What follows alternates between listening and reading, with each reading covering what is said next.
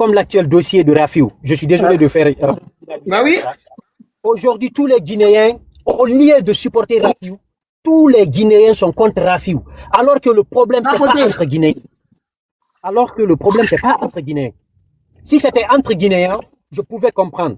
C'est comme ce que le gouvernement actuel qui est là, est en train de faire. Sur quelle base ils vont poursuivre ce Rafiou? Sur quelle base de fait? Ils vont faire quelle enquête? Ils vont faire quoi pour lui dire qu'il est coupable ou non coupable? Le Guinéen ne s'aimera jamais, et je suis sûr de ça. Non. On ne va jamais sur... On est contre... On va changer. Non, mais Boutaka, voir l'histoire... Si on se dit la vérité, là, ça va avancer. Il faut qu'on se dise la vérité. C'est ce que les gens... Il faut qu'on se dise la vérité. Mais pourquoi tant de haine entre Guinéens? Pourquoi cette dame aurait dû soutenir Nafissatou? Parce que c'est sa sœur guinéenne. Comme l'a dit, le lion vient de le dire. C'est sa sœur guinéenne qui était sous le choc, qui était violée. Ouais. Même si elle ne devrait même pas se prononcer sur ça. Si elle aurait dit se prononcer, elle aurait dû dire je n'ai aucun mot sur ce dossier. Mais elle vient et rabaisse Nafissatou de tous les pouvoirs qu'il a ou de toute sa faculté. Elle dit de tout et de rien sur Nafissatou. En raison de quoi? Peut-être qu'elle est amie avec la dame de DSK. Pourquoi nous ne nous soutenons pas? Pourquoi il faut toujours qu'on se flingue du matin au soir pour subvenir à nos besoins ou pour juste arriver à nos fins? Ça n'a aucun sens pour moi. Je suis dessus aujourd'hui de tous les Guinéens. Je suis désolé du mot, mais de tous les Guinéens, de tous bords qui a une nationalité guinéenne, je suis dessus de toi. Parce que tu n'as aucune valeur devant moi pour moi. Je suis Guinéen. Mais pour moi, se flinguer, se faire la guerre entre nous, je crois que ça n'a aucun sens. It don't make sense to me. Sinon, regarde ce qu'elle fait aussi aux Nations Unies. La vidéo, je ne sais pas si c'est aux Nations Unies ou... C'est là-bas, une rencontre. À cette rencontre, comme tu l'as dit, elle a oublié qu'il y avait des caméras. Mais peut-être elle s'en fout, hein. C'est genre de truc. Si tu sais ce que tu as au fond de ton cœur, tu t'en fous des caméras ou des micros cachés. Tu dis ce qui... En fait, c'est ta nature que tu représentes. C'est ta nature que tu présentes aux gens. Et soi-disant... Elle dit que toute cette histoire vient de 1984. Alors que ça vient du PDG. Exactement. 1985, c'est vrai, il y a eu des massacres, il y a eu des trucs à l'époque, mais c'était pas le sujet. C'était pas le sujet. Le sujet, c'était quoi? C'est en 2007, 2009. Oui. On te dit de parler de 2009. Toi, tu nous ramènes à l'âge de Pierre Taillé. Et puis elle dit que cette date-là n'efface pas l'indépendance parce qu'on a voté. Tu comprends? Pourquoi elle fait parler?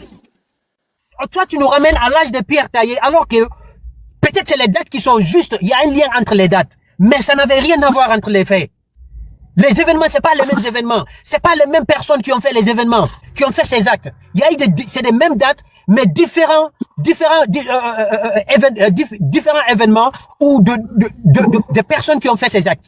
Mais toi, tu nous parles de tout ça. C'est pour dire que, comme tu l'as dit, la date, l'histoire de 2009 ne peut pas effacer celle de 85. C'est vrai.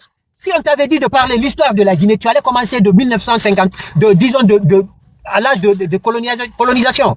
Mais on te dit c'était juste une date spécifique de 2009, les événements de 2009. Parle-nous de ça. Faites un rapport de ça et puis c'est fini. Le jour où on va vous inviter de parler de l'histoire de la Guinée tout entière, là on va parler de tout, sans exception. Mais ça c'est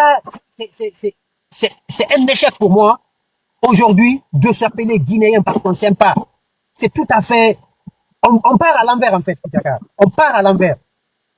Sinon, tu parles de ce qui est là, le sujet est là, tu parles de ça. Si, par exemple, ce qui concernait Nafissatou, c'est ta sœur guinéenne. Elle a évoqué les victimes 1985, elle dit 387 officiers. Elle a évoqué aussi les victimes de 2007, mais là, elle n'a pas donné les chiffres. Ouais, c'est ce elle n'a pas donné les chiffres. Tu vois, parce que là, la majoritairement qu'on avait assassiné là-bas, c'était toutes les Guinéens, tous sont les Guinéens. Il y avait des peu, majoritairement quand même, parce que les gens sont venus de l'axe. Mais 1985, là, il a donné des chiffres. Elle est tout le temps dans ce type de manipulation. Mais comme les gens qui l'invitent ne savent pas, les gens, le président Alpha Condé l'a viré. Moi, c'est moi qui vous dis, elle n'a qu'à le prouver. Elle n'a qu'à me prouver le contraire. Depuis combien de temps elle était contre, même pendant le référendum, elle était contre le président Alpha Condé. L'élection présidentielle, parce que le président ne l'a jamais regardé pendant 10 ans. Il a compris que c'est des gens qui sont là pour le passant les faire des trucs bizarres. Alpha Condé avait compris que c'était une pédégiste, hein. Il a compris ça. Oui, il a compris. Mais Adja Sarandra, Il a renvoyé en Sierra Leone, à la Mano River Union. Il veut voir ça soit en Sierra Leone là-bas. Avec vous, il y a trop de problèmes. Il a donné un poste. Responsable de la Mano River, le bureau est en Sierra Leone. Pendant 8 ans, il est là-bas. C'est les gens-là qui ont voulu faire le massacre avec Alpha Condé. C'est elle. Le fait qu'Alpha Condé n'a pas cédé, elle a commencé à lui faire la guerre. Mais elle ne sait pas c'est quoi le RPC. RPG à cancer. Et en même temps, je vous dis, il y a des vidéos, je vais vous les sortir. Elle dit qu'elle n'est pas du RPC. RPC, c'est la classe ouvrière. Voilà, les femmes là. Ça va. RPG, c'est ceux qui sont dans le parti. Et le RPG à cancer, elle ne sait pas ce que c'est. Elle ne sait pas. Elle ne connaît pas, ça n'existe pas. Parce qu'il n'y a pas de gens qui descendent d'Alpha Condé. Elle a tout ce temps, elle descend d'Alpha Condé sur les médias, partout. Matin, Alpha, midi, c'est un ingrat. Et là, vous l'avez vu en tant que RPG. Et le radio là, demandez-lui sa carte d'abord aujourd'hui. Ou bien, elle a qu'à montrer d'abord. Mais vous, les GTV1 là, si vous n'avez pas de sujet là, venez, on va vous donner des sujets. Parce que vous ne pouvez pas passer tout vos temps à passer à magnifier cette dame, une ethno notoire, sur vos plateaux. Si vous n'avez rien à faire, vous n'avez pas de sujets importants à parler. Ce pays est en train de s'effondrer. Vous êtes aux États-Unis. Vous avez la liberté d'expression. Vous avez toutes les latitudes pour vous exprimer. Vos amis aujourd'hui sont dans un gouffre total. D'autres kidnappés, portés disparus. Tout dernièrement, j'ai vu la femme de Habib Bourguin qui est la sécurité. Mais vous ne dites rien. Je vois un policier là-bas qui a Boston là-bas. Crise de liquidité, il ne faut pas d'enquête. Et puis, c'est des journalistes d'investigation. Mais vous n'êtes pas des journalistes d'investigation, vous êtes des jelly. Vous faites la propagande de Mamadi, vous le magnifiez matin, midi et soir. Mais c'est grave. En plus, vous êtes aux États-Unis. Si vous étiez en Guinée, je peux comprendre. Vous avez tous la liberté de vous exprimer. Mais vous êtes là dans la propagande, dans la manipulation. Nous, on n'a pas de corps dans la tête, on n'a pas les corps sur la tête. Hein. On a un cerveau pour réfléchir. Hein. Je vais passer la parole de Dorma, s'il te plaît, je reviendrai. Ce que je trouve grave dans le cas du GTV, hein. Il parle d'un sujet, la dernière fois, j'ai vu un sujet sur la façon dont lui donne son avis sur... Hey, on ne pas dans la gestion de Mamadi Doumbouya, personne. Ils n'ont qu'à faire des enquêtes. Ce qu'ils font là, c'est pas du journalisme ça. Hein. Ça, c'est du blogging qu'ils font. On invite des gens ici, on vient, on bavarde. On fait pas nous-mêmes, peut-être même on fait mieux que parfois, si vous dites la vérité quand même. On fait mieux. Qu'est-ce qu'ils font là? C'est ça? À part Moussa là, Mamadou Moussa, c'est ça? Il y a un jeune là, que Moudou, j'aime bien. Mamadou Moussa, celui qui est au Canada. Mamadou Moussa. À part lui, quand il prend la parole, j'écoute. Moi, des fois même, je circule, je l'écoute quand il pose des questions parce qu'il a des fois des questions pertinentes sur le sujet. Et on l'empêche même de parler. On l'empêche de parler, exactement. Il est comme moi. Il est comme moi. Quand je parle ici, vous m'empêchez de parler. Eh, calme-toi. Ça t'exagère parfois. Tu vois, beaucoup de fois d'ailleurs. Tu vois, lui, c'est lui. Mais sinon, des sujets aujourd'hui, il y a des sujets d'enquête en Guinée. Il y a des sujets d'enquête. Mais ils ne font pas d'enquête en Guinée sur aucun sujet. Et vous allez là-bas, vous les écoutez sur la gestion. Ils n'ont qu'à nous parler de ce que Mamadi vient de faire. Est-ce que c'est bien, est-ce que c'est pas bien? La crise de liquidité. La gestion du port de Conakry. Tout ça, mais ils n'ont qu'à nous donner des sujets. Et nous montrer que ça ne va pas. Ce n'est pas des journalistes. Vous êtes à l'étranger. Et vous comprenez, tout ce qu'ils veulent, c'est avoir, vous allez le voir, hein, ils cherchent à inviter des responsables du CNRD, à avoir des directeurs. Regardez, même Damarou, la dernière fois, je l'ai vu là-bas. Ils ont demandé pourquoi tu l'utilises, je sais, pour les élections. Pas pour la non, pour les élections. Même Damarou était invité là-bas spécial. Il a dit, mais vous n'avez pas travaillé. Qu'est-ce que Damarou va vous apporter comme ça? Le fouillanté de Paris est passé là-bas, presque là-bas. Le fouillanté. Mais presque là-bas, même est passé là-bas. Le fouillanté là-bas, j'ai dit, eh, maintenant, le fouillanté aussi se promène maintenant à GTV1. Franchement, vous, sortez les sujets si vous voulez ici. Nous, on peut vous envoyer des sujets. On peut vous envoyer des sujets à débattre. Mais comme les Guinéens, on aime passer du temps sur les réseaux, mais malheureusement, la plupart des Guinéens qui sont dans les boutiques là, ils disent, ah, GTV, on a dit que oh, long, tout débat qui ne tourne pas autour du départ de Mamadi Doumbouya, pour moi, tout Guinéen qui participe à ce débat, c'est une perte de temps. C'est une véritable perte de temps. Ou alors, si les gens ne sont pas, s'ils sont là pour dénoncer aussi, il n'y a pas de problème. Les lives où on dénonce les gestes. Il y a un débat qui avait un site là. Mais là, on va faire des faux débats comme ça. Vous connaissez Aminata.com? Pardon? Aminata.com, vous connaissez Aminata.com? Je connais, c'est le troisième site, oui. Voilà, maintenant, quelqu'un qui a créé le troisième site d'information guinéen. Je connais. Mais quand vous écoutez parler... On reviendra sur GTV, je vous dis, comme ils n'ont qu'à inviter encore Doussou Condé. On va sortir des histoires ici, certaines d'entre eux là-bas. Oui, madame Doussou Condé, je vous ai connu dans votre lutte patriotique, vous avez milité, et j'ai dit, mais attendez, vous là, vous vivez sur quelle planète? Vous dormez où? Vous prenez quoi avant de venir sur vos émissions là? Vous êtes amnésique, hein? Vous oubliez vite, hein? Celle-là, elle est du PDG. C'est une vraie PDGiste. Voilà. Vraie PDGiste. C'est ça son vrai visage. C'est ça du Soukondi. Une dame haineuse, remplie de haine, communautaire, ethno. Mais c'est grave quoi. Il faut revenir sur le cas de Abdoulatif aussi, journaliste ou pas. Parce que lui, il fait de la manipulation. Je l'ai vu parler. On va revenir en deuxième partie sur les Pyrénées, le Britannique militaire et l'école de guerre. Je vais vous expliquer. Pour ceux qui n'ont pas fait de recherche un peu sur ce que c'est que le Britannique militaire, c'est pas d'abord lié de Mamadi Doumbouya, l'a trouvé. Le président Alpha Condé, ça existait. Mais bon, c'est vrai qu'il l'aurait animé. Il a dit Mamadi Doumbouya a mis en place le Britannique militaire. Il a créé l'école de guerre. Et il dit voilà. Maintenant, je sais pas quelle phrase il a utilisé d'ailleurs que du concret, c'est pas du concret ou quelque chose de ce type. Mais quelqu'un qui est venu déstabiliser l'armée. déstabiliser, envoyer tous les généraux, tous ceux qui ont été formés avec nous. Il a envoyé tout le monde à la retraite. Créer une armée parallèle. Une milice, les forces spéciales. Lui va vous parler de l'école militaire. C'est-à-dire que posez-vous la question, comment. Et puis l'école militaire, vous devez comprendre que c'est les officiers qui sont là depuis très longtemps qu'on va former pour sortir de l'opérationnel. C'est ça. C'est bien, hein. Moi, j'ai pas dit le contraire. Sincèrement, j'ai pas dit le contraire. Mais Mamadi Doumbouya, en fait, il n'est pas qualifié pour faire ça. Et je vais vous expliquer pourquoi. Regardez aujourd'hui le commandement de l'armée. Il a créé le Conseil supérieur de défense et de sécurité. Et en bas, la commission de défense et de sécurité. Tout ça est géré directement à la présidence. C'est quelle armée, ça? C'est quelle armée, ça? Ce n'est pas une armée, il a une milice avec lui. C'est la milice qui dirige, il ne peut pas donner des leçons. Donc toi, en fait, va voir aujourd'hui comment fonctionne l'armée guinéenne. Comment fonctionnent les différentes unités militaires guinéennes. Va dans les états-majors, demande-leur si tout va bien. Ils vont te dire si l'armée est réformée. Pour réformer, d'abord, on organise l'existant et on prépare l'avenir. Ou bien, on n'a pas fini d'organiser l'existant. On désorganise l'existant, on saccage tout, on met en place des milices et on se dit qu'on est en train de créer quelque chose, école militaire britannique, et puis école de guerre, personne ne sait comment ça se fait. École de guerre, je vais vous dire, c'est pas pour aller faire la guerre. Hein. Après que vous entendez ça, voilà, allez fouiller. C'est pour former des gens qui sont restés depuis très longtemps pour qu'ils avancent. Parce qu'il y a des difficultés. Voilà, pour qu'ils acquièrent aussi d'autres compétences qui n'ont rien à voir. C'est juste le commandement. Les régions militaires, certains, voilà. C'est bien. C'est bien. Non, mais c'est pas bien. C'est pas bien. Attends, quand je dis c'est bien, c'est ça, la création. C'était dans le, quels sont les modes de sélection? Mon idée. C'était dans les, je suis pas, vous savez, je suis pas Alpha Issa, j'ai quitté. Mais c'était dans les cartons de président Alpha. Britannique était mise en place. Allez vérifier. Allez vérifier depuis qu'on a commencé à parler de Britannique militaire. Même autant de comptes encore, on en parlait. Donc, c'est pas d'aujourd'hui. C'est vrai, il faut venir réactiver. Mais comment en même temps, les enfants, j'ai vérifié aussi. J'ai essayé de vérifier. Nous, c'est à partir de 11 ans, 12 ans que les enfants entrent dans le Britannique militaire. En France, c'est 15 ans. Parce que, au début, c'était 11 ans, 12 ans aussi à la création en France ou ailleurs. Mais avec le temps, ils se sont rendus compte qu'ils vont créer des robots. Des gens qui n'ont pas de lien avec la famille. Donc, des gens qui rentrent à 11 ans dans l'armée. Enfin, c'est pas l'armée, hein. Ils ont de très bonnes, c'est même pas c'est plus tard, hein. Pour l'instant, il y a les formations pour essayer de garder le physique, ils font du sport, beaucoup de sport, etc. Il y a des militaires qui les encadrent. C'est-à-dire, c'est des cadres, parce que c'est les sciences qui étudient là-bas. C'est-à-dire, c'est une école. C'est comme une école, c'est comme une grande école privée. C'est quelque chose de ce type. On prend les meilleurs, c'est ce qu'ils disent, hein. Et là aussi, on doit le vérifier. Ils disent c'est les meilleurs, les premiers de chaque, on va vérifier tout ça. Toi, quand tu dis que c'est bien britannique, explique-nous c'est quoi le britannique aujourd'hui. T'as dit que tu es journaliste. Explique-nous le britannique d'abord, explique au Guinéen c'est quoi. Et en même temps, le britannique militaire guinéen, c'est quoi? C'est lui du Sénégalais? C'est lui des Maliens aussi, ça, non? C'est quoi? Et pourquoi c'est ceci? C'est les autres là, c'est à partir de 14, 15 ans, 16 ans. Et chez nous, c'est 11 ans. Parce que les autres ont compris. Mais bon, on reviendra sur ça.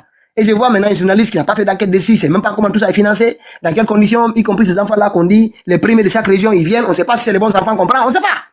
Personne ne sait. Moi, je vais demander ici, tous les premiers des différentes régions-là. Attendez, hein, parce que j'ai vu les feuilles. C'est de Conakry à Yomou. Les premiers pour entrer en 7e année. Les meilleurs de chaque sous-préfecture. C'est eux qui viennent dans le Britannique militaire. Donc vous là, s'il vous plaît, j'aimerais qu'on lance cette enquête-là. Que vous demandez dans vos familles, si vous avez des enfants qui ont, depuis 2 ans, passé l'examen d'entrée en 7e, s'ils ont été parmi les premiers de la préfecture, ou de la région, je pense, de la région. S'ils ont été parmi les premiers de la région, dites-nous s'ils sont au Britannique, s'il vous plaît. Parce que c'est ce qui est écrit dans le texte. Hein. Le recrutement, hein, s'il vous plaît, vérifiez.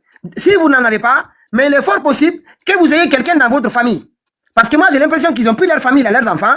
Chacun d'entre eux, avec les réseaux, ils ont les fait rentrer déjà. Ils leur donnent des bonnes formations. Tant mieux, c'est des Guinéens aussi. Moi, j'ai rien contre. J'ai rien contre. Maintenant, nous devons vérifier si exactement le recrutement est bien fait. On doit vérifier ça. Donc, s'il vous plaît, renseignez-vous. Vous qui venez ici, s'il vous plaît, auprès de vos familles et de vos proches.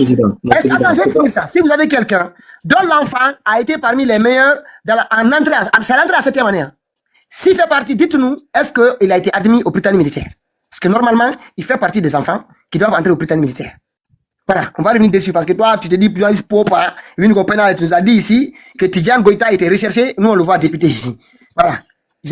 Non, mais le problème c'est quoi par rapport à ce s'il te plaît. Non, c'est fini, c'est juste une motion de 30 secondes.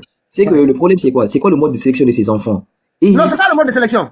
Non, attends, oui, ils vont les dire sur papier. Mais on a déjà vu Mamadi, on a déjà vu le caporal braqueur à Mamadi. Mais non, on va vérifier. Ce que je vous dis maintenant, par rapport à la mise en place de ce qu'il appelle les forces spéciales, soit escadron de la mort, comment ces enfants sont sélectionnés, l'idéologie qu'on les met en tête et tout ce qui suit. Est-ce que vous comprenez? Mamadi est en train de prendre des enfants de 13 ans, de 11 ans. C'est très tôt. J'ai demandé 11 ans, c'est très tôt. La France, ils vont les mettre des idéologies très dangereuses, très narcissiques. Non, je vais t'expliquer. Attends, s'il te plaît.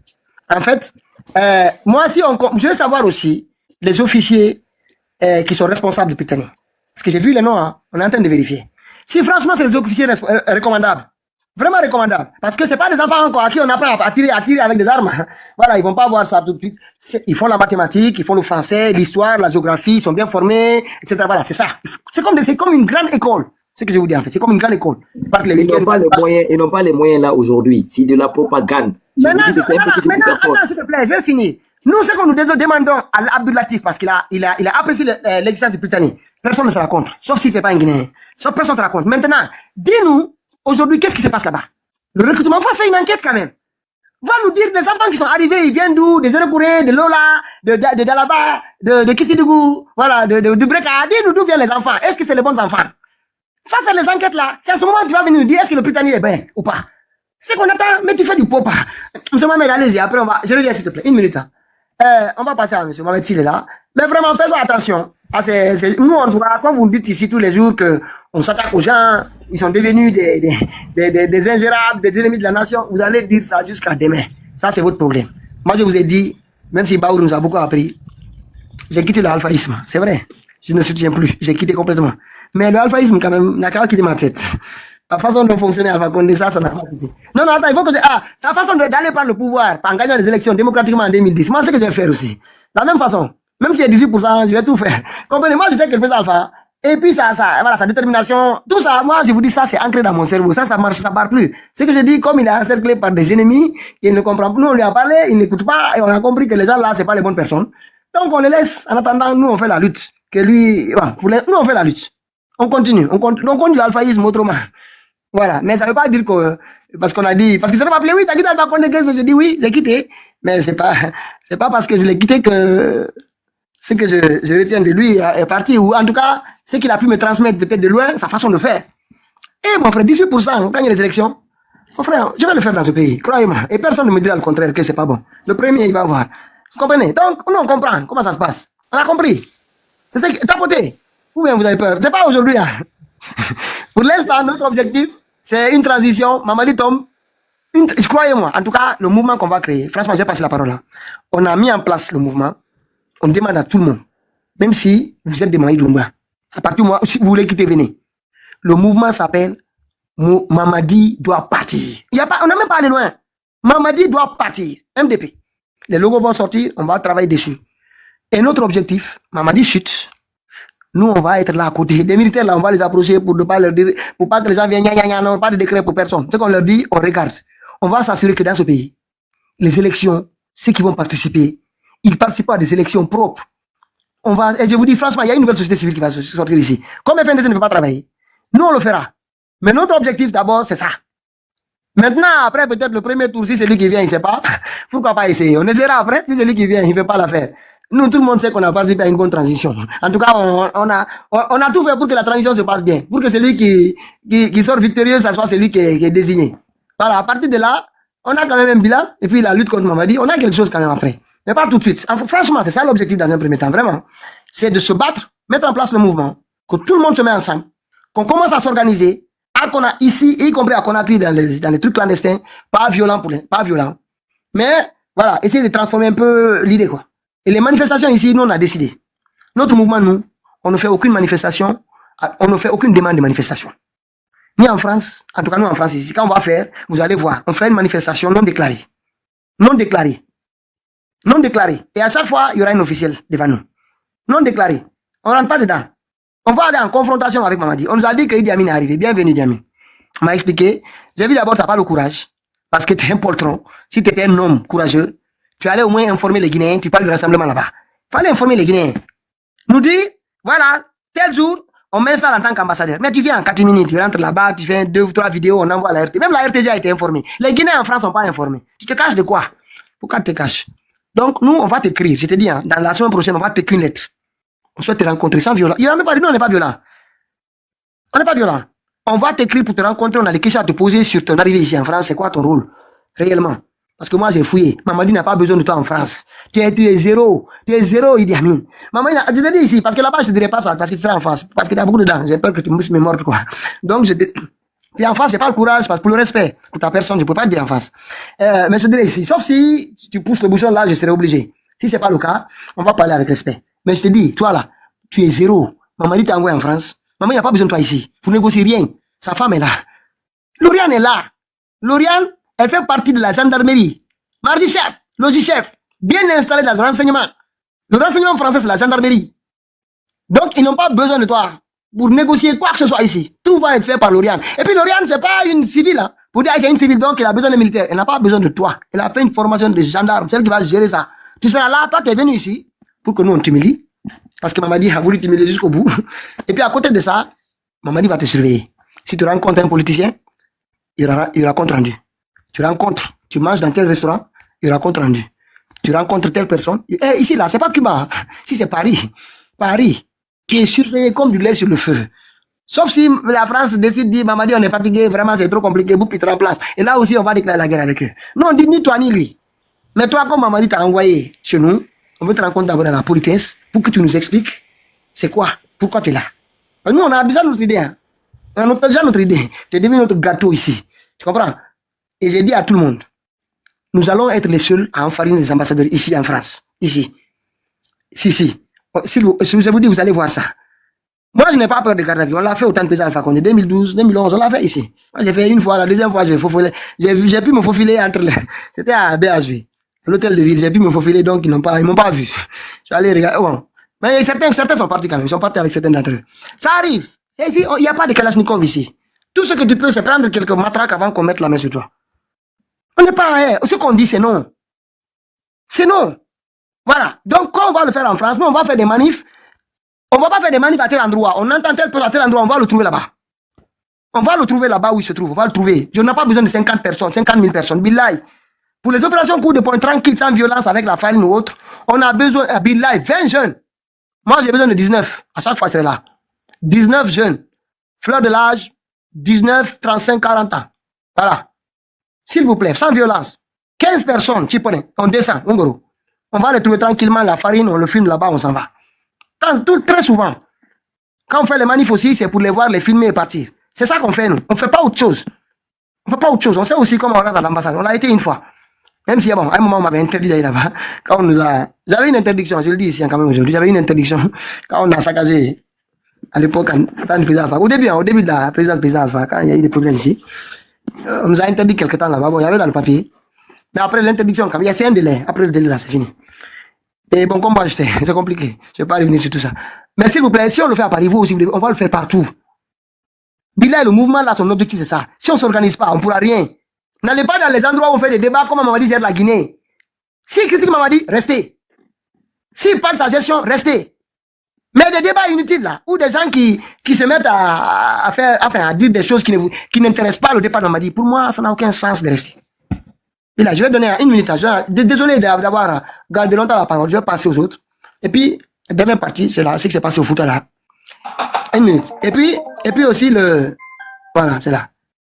Parce que j'ai vu certains là qui se tapent. Ils disent, l'esclavage, je vais vous montrer. Où est-ce qu'il y a eu esclavage en Guinée? Où et où? Dans quel endroit? En Guinée. Il n'y en a plus, mais où? Et coach, vous êtes parti, c'est chaud? Une minute, je vous passe la parole.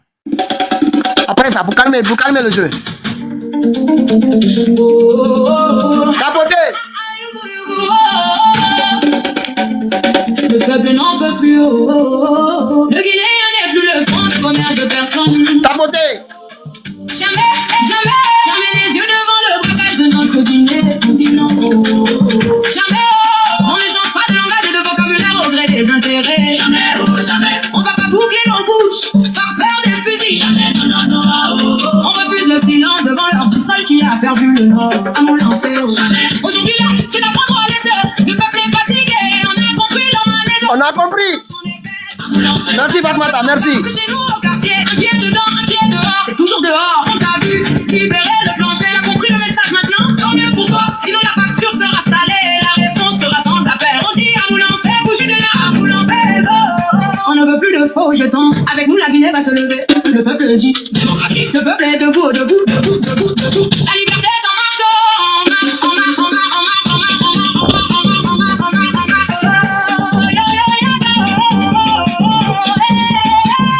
Le peuple n'en peut plus. Le citoyen n'est pas un robot qu'on programme jamais. Si doit perdre la vie pour la Guinée, on préfère mourir comme au carburant pour Renaka. Tous ces gars-là, on va exécuter par la lâcheté coloniale. Jamais.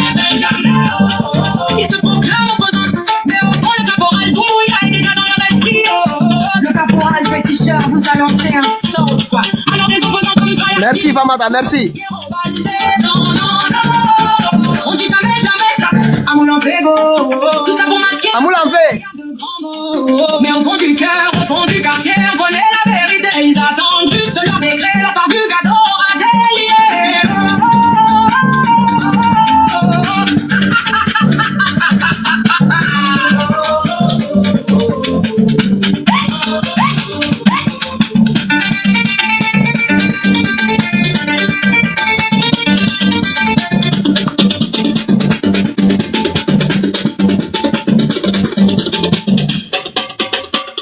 Voilà, maintenant on passe la parole aux autres. Et une mise au point par rapport à Joseph. Je voulais dire ici à la Guinée-Montou, il faut arrêter. Ils sont allés chauffer Joseph. Je vous dis que Joseph est arrivé dans une guerre civile dans notre réunion. Je n'ai jamais vu comme ça. Et c'était assez difficile. Mais ce que vous n'avez pas compris, toi, la Guinée-Montou et Djamba, et ils sont allés lui dire des choses que Lyon a dit, des enquêtes sera faites sur lui, etc. Ça va être publié. Il n'y a pas ce qu'ils n'ont pas dit sur Joseph. Mais je vous dis, incroyable, il est venu. Ouf! La réunion a été assez houleuse, mais finalement, parce que nous, on est un groupe qui a pour ambition le départ de Maïdouga. C'est ce qui nous réunit. On est conscient de ça. Et je peux vous dire que, quoi que vous disiez, Joseph, il est en bon accord avec nous. À 100%. À 100%. Donc, les petites blagues qu'on fait sur lui parfois, je sais que certains prennent ça. On le taquine tous ici. Des fois même, on se bouscule. On pose des questions. La dernière fois, je lui pose des questions. Parle. On est allé jusqu'au bout. Jusqu'au bout de la fête. Donc, ceux qui pensent qu'ils vont vouloir diviser le groupe qu'on est en train de créer, tout ça, vous trompez. On n'a aucun problème. Joseph aussi le sait. Tout est expliqué. On a notre sage, Grand Alpha était là. Finalement, tout est rentré dans l'ordre, comme d'habitude. Nous avons, vraiment, ça ne marche pas. Donc, le Guinée-Montou, c'est pas bien. Les gens là qui circulent autour de vous là, est-ce que ça allait lui dire des choses pour séparer le groupe? Franchement, on a été vigilants. Là, on a dit à tout le monde de rester vigilant. Et de ne pas rentrer dans ce type de considération. On sait ce qui nous réunit. On sait ce qui nous réunit. Donc, si vous pensez que Joseph, parfois, quand on dit ici, il est un pied de un pied dedans, on le dit. Il y a eu un mois, on l'a soupçonné, etc. Il est revenu, il y a eu beaucoup de choses. Mais croyez-moi, il n'y a rien. Il n'y a rien. Donc, à la Guinée-Montou, cette route-là, il faut l'abandonner. Tu ne pourras pas le convaincre. Je ne vais pas aller sur toi, parce qu'on a tout mis sur la table. Toi et Gamba. Parce que c'est vous qui savez ce que vous faites là-bas. Voilà, je vous dis, donc on va plus revenir sur vous, on ne parlera pas de vous. Mais vous l'avez convoqué là-bas au Fouta pour parler de ça, pour pouvoir le bousculer encore, pour qu'il vienne ici, pour vous, ça allait faire des guerres civiles. Vous pensez que nous, on marche sur la tête ou quoi? Donc, il faut vous calmer. On vous a dit ce groupe-là, regardez, hein, il est très hétéroclite. Il y a même des gens qu'on va rajouter encore dans le groupe. Très hétéroclite. Il y a des Peuls, il y a des Soussous, il y a des Malinké, il y a on n'est pas très nombreux encore, un Konya, et puis des forestiers. Il y a toute la Guinée dans ce groupe. Et c'est ce que nous voulons, nous. L'objectif, c'est ça, c'est de réunir au maximum toute communauté confondue. Ce qui nous relie aujourd'hui, c'est le départ de Mamadi.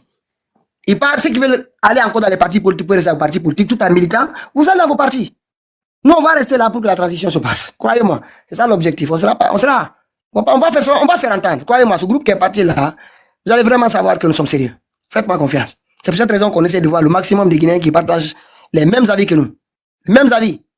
Et nous disons encore à nouveau, toute personne qui appelle Mamadi président, il va nous voir.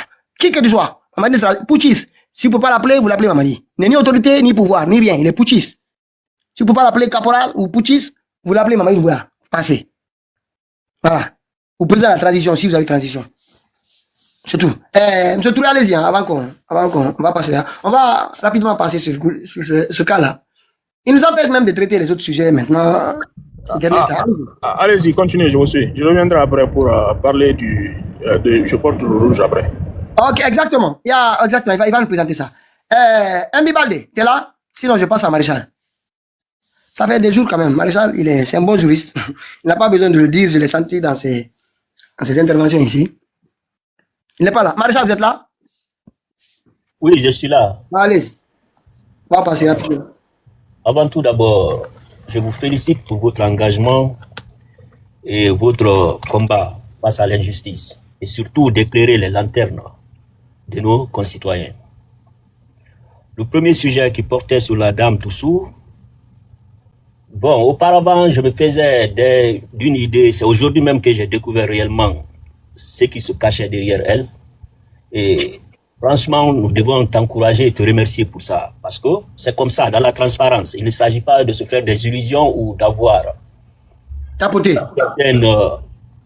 idée sur quelqu'un, sur des bases de la pensée personnelle ou... Mais ici, c'est que tu as montré, c'est une démonstration de la vérité. Bonsoir, excusez-moi. Vous comprenez donc parfaitement, ça m'a enseigné beaucoup de choses. J'ai eu une autre perception du Guinéen. C'est-à-dire, quand ça les arrange, ils dénoncent. Je dis ça au pluriel parce qu'elle n'est pas la seule. C'est beaucoup de Guinéens qui le font.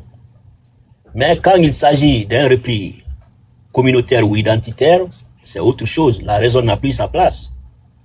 Ouais. Sinon, quelle que soit la grandeur de... C'est DSK, right? Dominique Strauss-Kahn, c'est-à-dire elle a fait un jugement sur un angle. Mais pourquoi elle n'a pas fait un autre jugement selon l'autre angle? Dire que oui, le monsieur est capable de faire ce acte. Pourquoi elle s'est penchée sur un seul angle pour condamner notre sœur alors qu'elle n'était pas là? Il y a eu des témoignages. C'est un dossier que tout le monde a suivi. Même si elle avait tort, notre sœur, je veux dire, même si elle avait tort, mais ce n'était pas le moment opportun pour venir la dénigrer. Excusez-moi, une seconde, je vous reviens. Ouais, ok. Il n'est pas là. Damasque, en attendant qu'il revienne, pardon. Oui, bonsoir. Bonsoir. Bon, moi je vais un peu revenir sur les propos de Maréchal ou de trois personnes, genre Diallo et Lyon, sur des cas différents. Maintenant, je vais commencer par Diallo. Alors, lorsqu'il dit que nous devons nous soutenir, moi je dirais que ça dépend sur quoi nous devons nous soutenir. Quels que soient nos liens de fraternité ou d'amitié. Je pense que moi, selon moi, je ne vais pas soutenir un frère quand il est dans le tort. Est-ce que vous voyez? Sur des cas très précis, même si tu es qui, si tu as tort, je ne vais pas te soutenir, même si c'est contre un étranger. Parce que moi, si je me dis que je me bats pour une justice et que d'un autre côté, je vois un frère qui est à la base d'une injustice, le supporter serait du 2 poids 2 mesures dans ce que je fais. Est-ce que tu vois?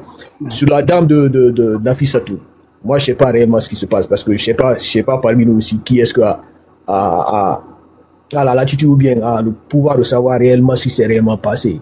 On sait maintenant, il y a eu le procès. Oui, il y a un procès, mais le procès aussi ne veut pas dire à 100% que c'est truc. Et moi, selon ce que je sais, je n'ai pas suivi le procès. Il y a eu un truc, un plan politique. C'était quoi? Moi, je sais que Dominique Strauss-Kahn, il était en mesure au point même d'être président, un truc, de par sa popularité, de quoi même.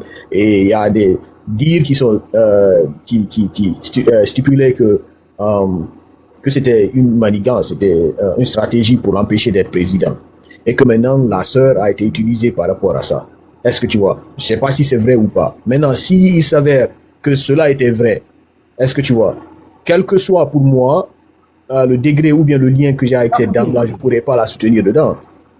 Parce qu'à un moment donné, j'aimerais que le Guinéen sache que se soutenir là, il ne faut pas se soutenir dans le mensonge. Oui, mais Sinon, avant qu'on sache la vérité, est-ce que tu ne dois pas d'abord soutenir ta compatriote? Puis d'accord, toi-même tu dis avant qu'on ne sache la vérité, pour moi, je vais attendre jusqu'à ce que la vérité soit mise en place pour soutenir. Je vais pas me permettre. Elle sort, elle dit qu'elle ne croit pas que tout ça est lié. Je ne reviens pas d'abord à la dame, à la vieille dame là. Je parle déjà d'abord de ce que j'ai bien dit, je précise avec ce que M. Diallo a dit. Est-ce que vous voyez? Donc, maintenant, si Mme Doussou Condé est sortie, par exemple, pour parler sans avoir à connaître réellement ou sans avoir les dossiers en main, est-ce que tu vois? Je pense que c'était peut-être un jugement précipité et je pense que c'était pas la meilleure des choses à faire. Est-ce que tu vois? Et ça, c'est si elle a eu à faire cette sortie avant même qu'il y ait un truc. Écoute-moi, ce que je te montre là, je t'ai expliqué. Ça, c'est dans les 3 jours de l'annonce. Même pas. Okay. Oui, 3 jours de l'annonce. Elle a fait cette interview.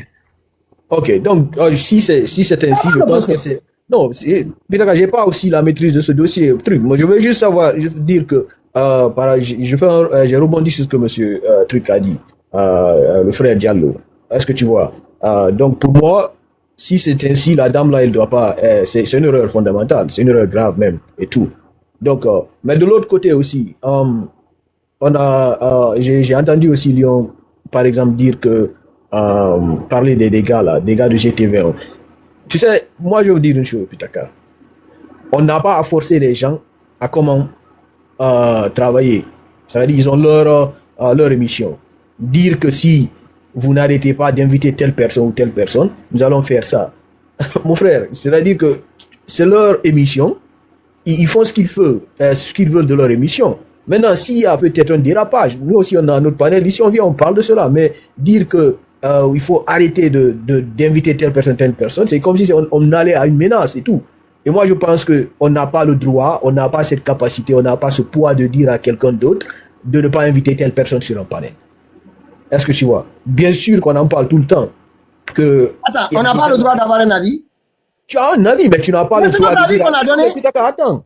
Et je vais à propos de ce que Lyon a dit. Il dit que si vous n'arrêtez pas d'inviter telle personne, on va vous fustiger. Mais c'est normal qu'on les fustige. Est-ce qu'il y a le problème? Non, c'est normal que tu les fustiges, mais est-ce que à la base de quoi? Dire que si tu n'arrêtes pas... Bien évidemment, comment on peut inviter une ethno qui raconte n'importe quoi sur les plateaux? Ils ont le droit d'inviter n'importe qui il veut. Est-ce que quelqu'un dans les commentaires ici peut se dire? Ils font ce qu'ils veulent, mais nous, si on a le droit de dire ce que c'est pas normal. En fait, tu défends quelque chose qui n'est pas, pour moi, qui n'est pas normal. Est-ce que quelqu'un dans les commentaires ici peut venir nous dire que bon, Pitaka, ne fait plus monter, Monsieur Touré, on ne fait plus monter Lewis ici, sinon on va faire ça. Attends, Lewis, non, mais les gens qui viennent ici, vous-même, vous demandez à ce que cette personne descende. Toi-même, tu as fait ça plusieurs fois ici. Tu dis si elle descend pas, tu descends. Moi, je t'ai dit que je ne vais pas me permettre de discuter avec quelqu'un. Maintenant, tu vas regarder une personne qui fait ça. Non, mais Pitaka, est-ce que moi j'ai le droit de dire à ces gens-là de ne pas inviter? Tu as le droit de dire des choses, c'est ton droit ça. Est-ce qu'ils ont le droit de t'écouter? C'est leur droit aussi. Non, c'est comme si tu invitais. Anyway, laisse-moi finir. J'ai le droit de te dire ce que je pense. Tu n'as pas le droit. Si tu veux, c'est toi qui sais comment tu le prends. Tu n'as pas le droit de dire. Tu n'as pas le droit de me dire ce que je dois faire. Non, j'ai le droit de te le dire. C'est toi qui sais.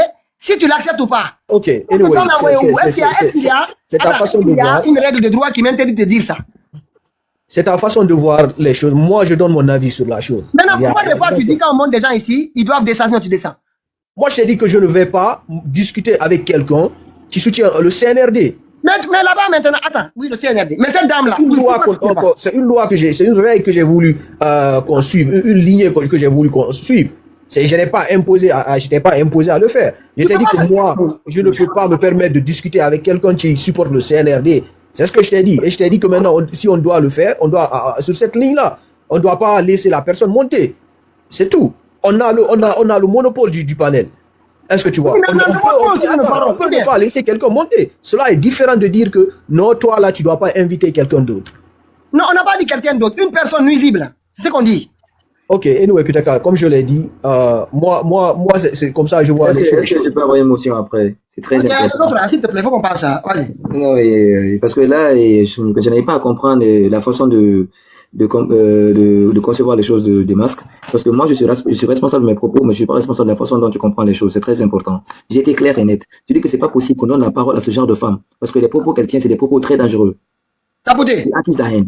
Et que, ceux qui se disent soi-disant médias, des journalistes qui se disent journalistes d'investigation, qui ont toutes les latitudes et tous les matériaux en place pour mener de bonnes enquêtes et éclaircir les lanternes par rapport à certains dossiers, mais ils ne s'occupent pas de ça.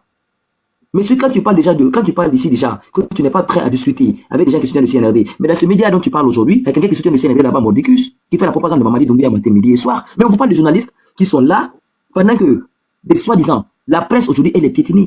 La liberté d'expression n'existe pas. Les journalistes kidnappés, ils n'en parlent jamais. C'est pas le problème. Ce qui les intéresse, c'est de parler des choses qui n'ont pas de sens. Et inviter une femme comme ça, qui attise la haine, la propagande. Et en plus, quand on parle, on politique cette affaire, mais je n'arrive pas à concevoir la façon de voir les choses. On parle de viol. Une dame qui a été violée. Vous ne regardez pas le viol, hein, mais vous regardez la puissance de l'homme. L'homme qui est en face, parce que je sais pas... Tu as les preuves que le monsieur a violé la dame? Oui. Mais c'est clair, il a violé. Mais ce qui s'est passé au tribunal, c'est que le tribunal, c'est ça la conclusion, il a payé 5 millions. Mais attendez, vous regardez pas l'aspect. La dame qui a été touchée moralement, une mère de famille qui a des enfants, dont sa vie a été exposée, sa vie a été détruite par rapport à ce procès, parce qu'il y a eu tellement de commentaires sur elle. Et vous ne touchez pas l'aspect psychologique de la dame. Vous ne regardez que l'aspect politique de l'homme, parce qu'il est un homme puissant. C'est ça, le complexe d'infériorité. C'est ce qu'on appelle le complexe d'infériorité. Dans un premier temps, tu dois soutenir ta compatriote d'abord. Non, savoir qu'elle est coupable. Laisse-le en parler, parce qu'il est en train d'utiliser le mot là. Et je te rappelle, Pitaka, je veux te dire, tu m'as dit de laisser la parole aux autres, tu m'as pas laissé finir. Il est en train de dire qu'il y a un complexe d'infériorité. S'il parle, j'aurai le droit de lui répondre. Ok, faudrait pas On va m'interrompre. pas faire Hein. le débat. Restons sur les trucs, on va aller vite fait. Non, faudrait pas aller sur ce niveau. Lyon, vas-y. Ben oui, quand je parle de complexe d'infériorité, je suis clair et je suis net. Et je vais avancer dessus. Parce que déjà, on a une compatriote en face d'un homme très puissant en politique qui a tous les moyens à sa disposition de nuire à sa vie, qui a été touché, qui a été violé, qui a été touché dans son intimité la plus profonde, qui vient avouer ça à la face du monde. Mais je ne comprends pas c'est quoi la mentalité du Guinéen, ce qu'elle prenait en vie. On ne regarde pas l'aspect de la femme qui a été touchée dans son intimité, les conséquences sur sa personne à long terme et à court terme, sur sa famille, sur ses enfants, qui vont voir leur mère partout dans le monde vilipendée par n'importe qui, surtout par une dame comme ça, ethno, qui ne regarde même pas ce qui se passe, mais qui touche automatiquement à la communauté, et qu'on dise que c'est la politique, et elle est là, elle a été manipulée, et l'homme c'est comme ça, il devait être président. Mais vous voulez quoi? C'est grave ce genre de propos, surtout venant d'un Guinéen. Bon, Lyon, là, tu dis quelque chose que je n'ai pas dit. Tu vois, faut pas t'emmêler les pinceaux. Je ne m'appelle pas les vaisseaux. Attends, laisse-moi. J'ai écouté du début à la fin. Je t'ai dit une chose bien claire. Je t'ai dit déjà d'abord que je ne maîtrise pas le dossier là. Je suis bien Mais allé. tu ne maîtrises pas le dossier, c'est plus de garder le silence. Écoute-moi. Dis donc, écoute-moi. Quand je te dis que je ne maîtrise pas le dossier, j'ai bien dit que moi, je ne vais pas supporter quelqu'un si la personne elle est déjà d'abord, comment dirais-je, fautive. Sur un sujet. Sur quoi? On parle de viol, mon frère. Mais dis, je ne parlais même pas de ce cas-là déjà. Tu penses vraiment que cette femme peut sortir comme ça publiquement, fabriquer une histoire, une mère de famille responsable, sortir comme ça publiquement, accuser un homme de cette taille, de cette envergure comme ça parce qu'elle a envie de l'argent bien. Elle veut l'accuser de quoi que ce soit. Le Lion, excuse-moi. Nous allons écouter. On va avancer, Il va finir ce qu'il veut dire. Après, quelqu'un d'autre va prendre la suite. Alors, on va avancer. Maréchal, allez-y, Maréchal. Après, je passe. Oui, je voulais juste implémenter ce que Lyon disait. Aux États-Unis, ici, quand tu t'hasardes à faire un faux témoignage ou un faux rapport sur quelqu'un, cela constitue un crime. Donc, si l'action, c'est-à-dire elle n'a pas été violée, elle aurait dû être poursuivie par la justice américaine. Parce que les enquêtes se font de fond en comble, de long en large. Mais avec ce que j'entends ici, je crois fermement que si ce monsieur avait commis cela en Guinée, ça allait rester comme ça. On allait même épingler la dame pour dire qu'elle a inventé des histoires. Donc, faisons attention. Cela s'est passé dans un pays, dans un état de droit. Tout le monde s'est exprimé. Il y a eu des enquêtes. La dame, oui, elle a été violée. Il y a eu des preuves matérielles même, qui ont été fournies. Donc, pour ne pas réveiller des morts. Mais c'est pour vous dire que quand une situation se pose, il ne faut pas juger d'un seul angle. Il faut voir l'autre angle avant de faire une conclusion. Et puis une autre devise, la Guinée, c'est quoi? C'est le travail, la justice et la solidarité. Mais où était la solidarité? Surtout d'une femme à une femme. Où était la solidarité? Même si c'était un mensonge, c'était un complot contre DSK, mais je pense qu'elle pouvait au moins tenir cette partie, s'abstenir même de juger ou bien. Vous avez vu dans ses propos, Pitaka Reveldi, ces gens-là. Ces gens-là. Vous savez, quand vous faites une analyse, il faut aller des faits. Quand moi j'ai bien écouté, j'ai compris des gens-là. Après, quand elle a compris la teneur de ce qu'elle veut dire, elle s'est repliée. Elle a singularisé sur la dame. Donc elle voulait mettre ça. Et puis ce n'est même pas nouveau. Nous, on était en Afrique. On avait des voisins, des gens, mais la façon dont... Vous savez, c'est des débats même, je n'aime pas tenir. Mais ils prenaient ça de façon communautariste. Pourquoi c'est une femme qui peut faire ça à un grand homme comme ça? Mais s'il est grand homme, peut-être c'est pour eux, mais aux États-Unis, il n'y a pas de personnalité. Hein. Qui que tu sois, tu faillis à la loi, ils vont t'attacher et te foutre en prison. Donc, il faut comprendre cela. Si les Américains l'ont fait, c'est parce qu'ils ont respecté les droits de la femme en question. Maintenant, qu'une autre femme de même pays, une compatriote, vienne la dénigrer, je pense que ce n'est avant que même que justice ne soit faite, je pense que quelque part il y a une haine. Vous comprenez? Et moi, je n'avais jamais vu ces vidéos. Sinon, c'est une dame que j'ai entendue. Je vous dis, demain, le mardi, il y aura d'autres. Vous allez entendre d'autres. Dans le radio Mandeng. Tous les mouvements de manifestation. Elle a animé des émissions dans le radio Mandeng. J'ai enregistré. Je vous dis, vous allez entendre. C'est pour là, nous, pour l'instant, tant qu'elle était sur la lutte là, je la voyais, elle critiquait, m'a dit tout allait bien, j'ai dit tout va bien. Mais affaire de LCC là, j'ai dit, mais pourquoi, qu'est-ce qu'elle fait? Elle ne peut pas dire que c'est pas normal, tout ça là. Mais j'ai vu là, elle ne peut pas changer. Il dit, ok, maintenant, on va sortir l'affaire. Les gens vont savoir. Tous les jeunes là qui sont sur les réseaux là qui ne savent pas, y compris Tidjane, parce que je ne sais pas quand est-ce qu'il est arrivé aux États-Unis, c'est nouveau. Ils n'ont qu'à lui expliquer le dossier de madame là, de cette dame là. Donc vous qui cachez là, faites attention. Tidjane est nouveau. Mais l'autre, vous avez dit que le dossier. qu'il y avait eu preuve qu'elle était violée. Non, moi, je viens de rechercher. Il n'y avait aucune preuve de viol. Eh Allah, écoute-moi bien. Aucune preuve de viol. L'affaire, elle n'a pas, le pénal, ils sont pas allés au bout du pénal. Parce que Strauss-Kahn a compris qu'il allait faire de la prison ferme grave aux États-Unis, au-delà même du civil. Il a décidé d'arrêter le pénal et d'aller dénoncer ça en civil. C'est en civil qu'ils ont dit. Mais moi, je te dis que selon les investigations, il n'y avait aucune preuve qui attestait qu'il y avait eu un viol. Ok, très bien. Attends, j'ai posé la question, est-ce qu'il y avait une preuve qu'il y avait un viol? Vous avez dit que oui. Maintenant, écoute ici, très bien, écoute ici. Que dites-vous de la psychologie de Dominique Strauss-Kahn? Une minute, tu vas écouter. À l'époque, c'était mon site, ça. Elle va vous mettre sur la blacklist. Je ne sais pas, mais c'est vrai que l'entourage n'a fait que gérer les frasques depuis quand même de DSK depuis une année. Et l'entourage qui est au petit soin toujours encore aujourd'hui. Tapoter le live. A toujours surveillé comme le lait sur le feu, parce que toujours par mots et par voix, et l'entourage tapoche, effectivement, lui a servi en tout cas de bouclier aussi à sa manière. Que dites-vous de la psychologie de DSK, ou j'ai plutôt envie de dire de la sexologie de DSK? Est-ce que c'est un malade sexuel peut-être?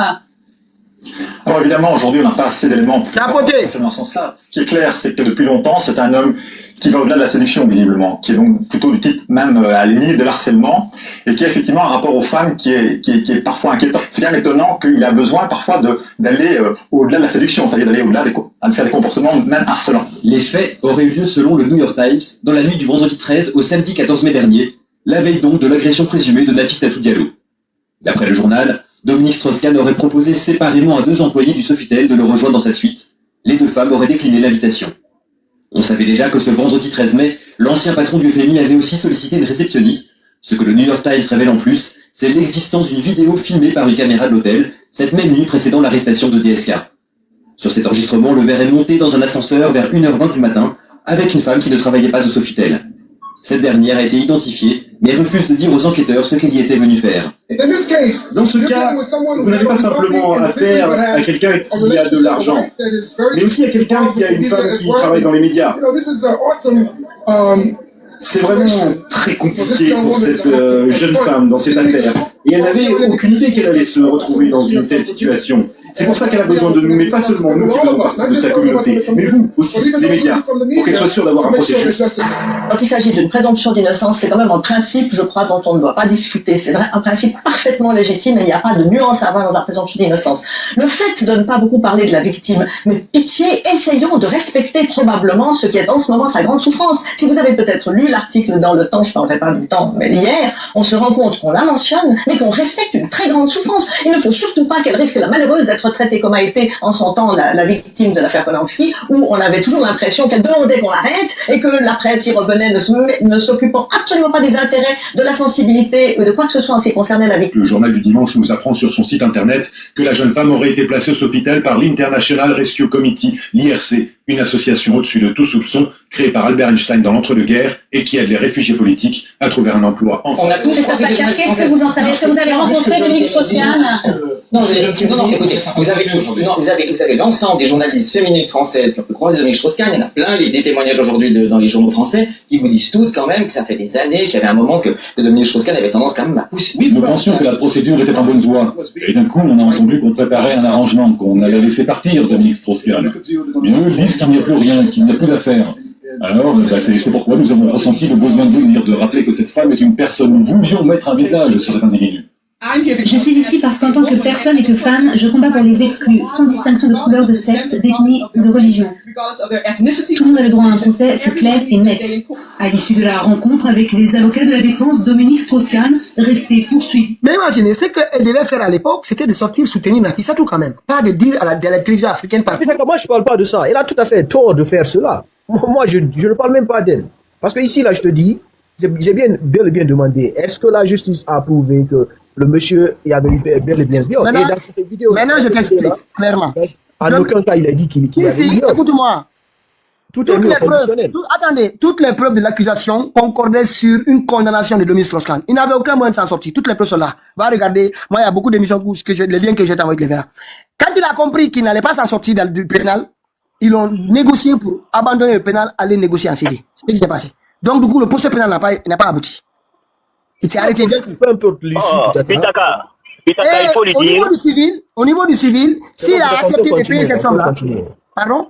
S'il a accepté de payer, allez-y. Après, il y a grand, allez-y, Pitaka, je voulais souligner quelque chose. Vous savez, aux États-Unis, le système est que quand quelqu'un est victime d'une agression, ça peut être physique ou verbale, c'est-à-dire le défendant, non pas le défendant, c'est-à-dire la personne qui est la victime plutôt, je veux dire, peut, c'est-à-dire se décharger, je ne sais pas comment dire ça en français, c'est-à-dire peut arrêter les poursuites. Oui. Par exemple, quand tu rencontres le procureur va te demander une question. Voulez-vous poursuivre l'affaire ou bien voulez-vous désister? Voilà, c'est le mot. Donc, par négociation, la dame peut dire, oh, je ne veux pas presser charge. C'est-à-dire ici, c'est comme ça, on dit, je ne veux pas faire une charge contre lui. Peut-être que nous pouvons arranger à l'amiable. Ça aussi, c'est possible. Ça se fait ici, à longueur de journée. Des gens qui sont victimes de coups de blessures ou d'atteintes physiques devant la justice, avant même d'arriver devant le juge, le procureur peut rencontrer la victime et que la victime dise non, moi je ne veux pas presser charge, je veux juste qu'on relâche la personne. Maintenant, s'il y a une négociation entre DSK et Nafissa tout derrière, là on ne sait pas. Mais quand même, il a été condamné à payer. Exactement, voilà, exactement. Mais ça n'a rien à voir avec si la justice a jugé que vraiment. Moi, c'est ma question était claire. En fait, écoute-moi, Dimanche, faut pas. Je vais t'expliquer. Puis c'est bon, change le sujet, c'est bon. Attends, toutes les preuves concordaient et ils savaient. C'est la défense qui a demandé à ce qu'on arrête. Mais en tout cas, dans la justice, il n'y a pas eu enquête et dire que non, il y a eu des enquêtes. Il y a eu des enquêtes. Non, je dis, il n'y a pas eu des enquêtes qui ont prouvé qu'il était coupable. Oui, le procureur avait tout sur lui, mais il fallait avoir le procès. Et quand Dominique Strauss-Kahn a compris qu'il ne pouvait pas s'en sortir, il a accepté d'aller au civil, de négocier au civil. Mais toute la presse va voir. Sa femme même l'a quitté après. Sa femme l'a quitté après cette affaire-là. Mais lui ne comprend pas ce qu'on dit. Il y a eu des preuves matérielles. C'est-à-dire, je ne peux pas aller en profondeur. Il y a eu des preuves matérielles qu'il y a eu une agression sexuelle. Parce que le coulure du monsieur même a été retrouvé sur les habits de la femme. Qu'est-ce qu'il veut qu'on dise après? Tout ça a été dit dans ce dossier. Donc, vous pouvez continuer. Merci. Bonjour, Alpha. J'ai trouvé un dossier. Celui. Aïdo, Alpha, il monte. Je veux placer quelque chose. On va passer à l'autre dossier là, oui. Allez-y.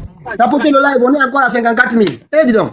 Eh, vous savez quoi? Je vais vous expliquer une chose à vous qui venez ici. Ici, c'est le live des déceptions. Parce que si vous vous attendez à avoir des biais de confirmation ici, vous allez vous tromper. On n'est pas là pour confirmer vos convictions. Ça, je vous dis, hein. Et ça va être de plus en plus clair pour vous. On n'est pas là. Tout ce qu'on vous a dit jusqu'à maintenant. Même les partis politiques, quand on n'allait pas vous faire recenser, les gens vous ont crié arrêtez. Je dis, ils vont dissoudre tout le monde. C'est prévu déjà, c'est juste la date qui arrive. À chaque fois, il y en avait des... Nous, on vous dit clairement les choses. Ça peut ne pas plaire. Mais cette dame, moi, j'ai été déçu par son intervention chez Tidjane La Puissance. Voilà. C'est ce qui m'a poussé. Maintenant, à sortir son dossier. Et on l'invite aussi aux Nations Unies. Elle s'est invitée là-bas, parce que chaque fois, elle rencontrait pour évoquer ce dossier. Pour parler du 28 septembre, elle va sur le dossier du 7 juillet. C'est bien. Mais c'était pas pour cette raison qu'elle était là-bas. Elle était là-bas pour un autre dossier. Et elle dit que le dossier de 2009 ne va pas effacer 1985 et ça va pas effacer 1958. Mais qui va effacer? Aucune date ne va effacer. Il n'y a pas de concurrence de victimerie dans ce pays-là. Il faut arrêter ça. Bon, vous allez voir, le 7 juillet, vous serez surpris. On va faire un live sur ce qui s'est passé le 7 juillet. On va faire un live. Ce qui s'est passé. Les victimes, on va les égriner ici. Un à un. Et ce qui s'est passé. Croyez-moi. Et nous, il n'y a plus aucun dossier tabou chez nous. Aucun dossier. Voilà. Si les gens viennent ici pour venir confirmer leurs convictions et être à l'aise, parce que ça les conforte dans leurs sentiments et dans leurs émotions aussi, ça leur donne un peu de, je sais pas quoi. C'est votre avis. Il y a des lives qui vous donnent ça à longueur de journée. Ici, c'est clair. Donc voilà, tapotez. Hein. On va revenir sur l'autre sujet. Je ne sais pas si Mbibal était là. Sinon, on va passer au sujet. Je peux ma motion? Vas-y, fais ta motion rapidement. Ok. Dimax, en fait, tu n'as pas compris ce que j'ai dit par rapport au soutien du compatriote. Mais malheureusement, Pitaka et Marichal ont réitéré ce que j'ai dit dans leurs propos. Moi, je parlais d'avant la justice, avant que la justice ne se prononce. Je crois que au lieu d'abattre ton compatriote, il faut les soutenir. Ou si tu ne peux pas les soutenir, tais-toi, jusqu'à ce que la justice soit faite. Et j'ai même pris un exemple sur Rafiso. Par exemple, Rafiso, il n'y a aucune justice sur lui actuellement. La vérité, il n'y a pas de vérité actuellement. Mais tous les Guinéens, 80% le disent qu'il est victime.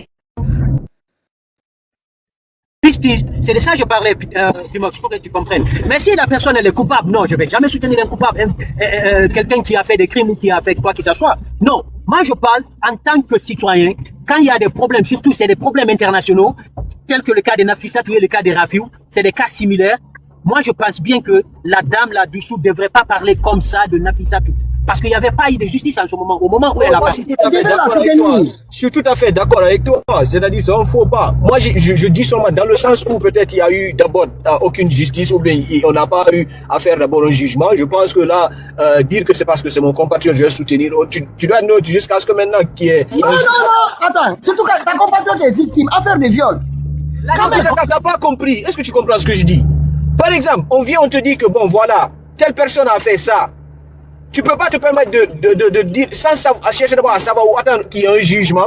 Tu peux pas te permettre de dire non, je vais soutenir la personne parce que c'est ma compatriote ou bien c'est mon compatriote. Tu attends que Dimanche, en même temps. Dans le cas de Rafiou, on a dit ici qu'on soutient, on est convaincu jusqu'à maintenant de l'innocence de Rafiou. Dans un premier temps. On avait juste demandé à ceux qui répondent parce qu'on est certain qu'au moins au Canada, il peut y avoir justice. C'est ce qu'on avait dit. Mais on était certain, on va le soutenir. Quand ta compatriote parle de viol, la première chose que tu as à faire, et regardez tous les Américains là qui étaient là. Tous les Blancs, même les femmes qui disent d'abord quand une femme parle de viol, première chose qu'on a à faire, c'est d'abord de prendre sa parole là. C'est-à-dire, tu sais, c'est pas facile, hein. Notamment africain. Les Blancs encore ça va aujourd'hui ici, c'est beaucoup plus facile de faire des aveux.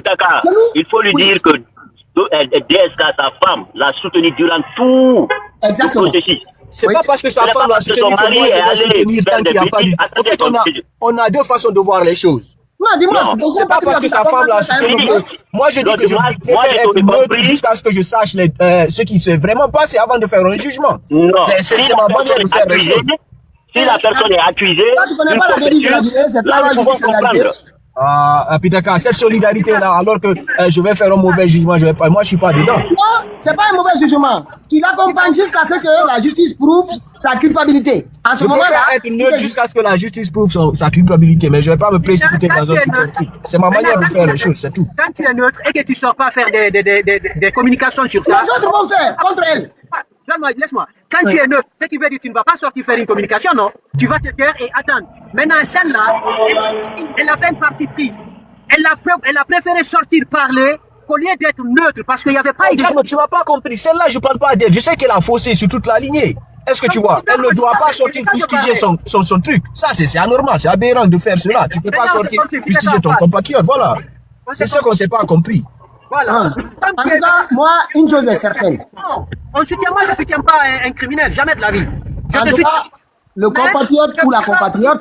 Je ne veux pas t'accuser. C'est pourquoi j'ai même pris l'exemple sur Rafiou Sow. J'ai dit c'est des mêmes faits. Les Guinéens chassent sur Rafiou Sow sans même voir la justice. Il n'y a pas de limite.